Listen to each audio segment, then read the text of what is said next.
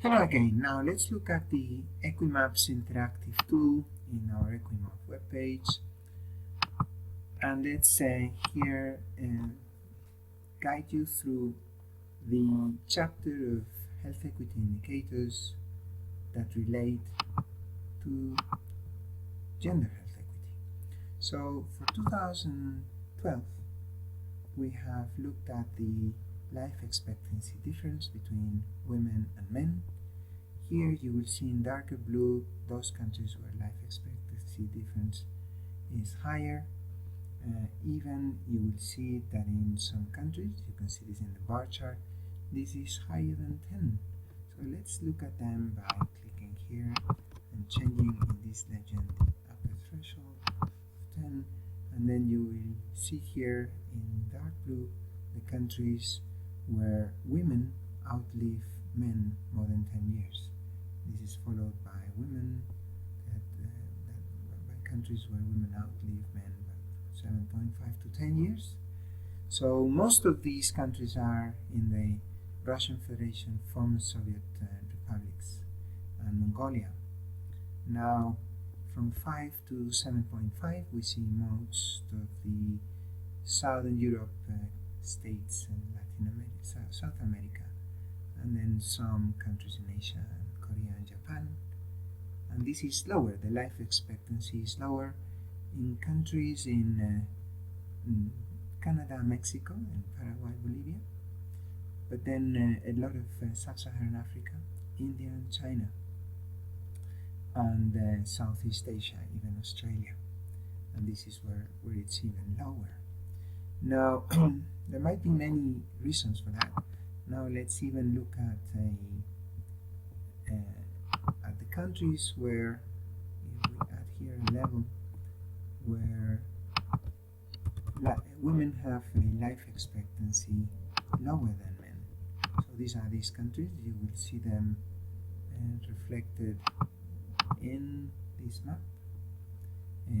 So it's Botswana, Zimbabwe, Swaziland, Lesotho. You can also see them here, and Turks, and then Qatar.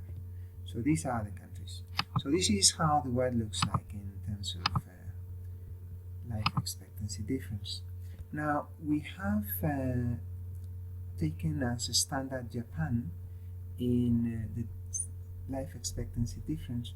This is because in Japan, where both men and women have the longest life expectancy and healthy life expectancy, the difference between both women and men is 7. And an interesting point is that only 18% of that life expectancy difference is because of life expectancy before the age of 60. Now, if you look at the difference of life expectancy at the age of 60 till death, then most of the life expectancy in Japan takes place at that later age. So we consider that that reflects a natural difference more than biological or other preventable deaths. So taking Japan as a standard, in fact, here you will see in the Gender Health Equity chapter those percentage of life expectancy below the age of 60. Now, the difference of life expectancy with what we consider Japan 0 as a standard, as a good standard of a good balance between men and women, you will see here in darker colors, in fact, we need to change the legend, those countries where that life expectancy difference is even higher than 4. Those where this is, for instance, we could say here 2 to 4, where that is 0 to 2, and then where it's lower. Meaning that in these countries, women live much longer than men, probably because men live shorter than that balance would be expected to be. Still, this is somehow negative to men's life expectancy in the balance. This is close to the balance, and Japan is too, and countries around that, close to the balance, but on the other side, probably slightly healthier lives for women than men, healthier lives, for women than men, for men than women. And this is clearly where women live shorter lives than one would expect in terms of the natural balance between men and women.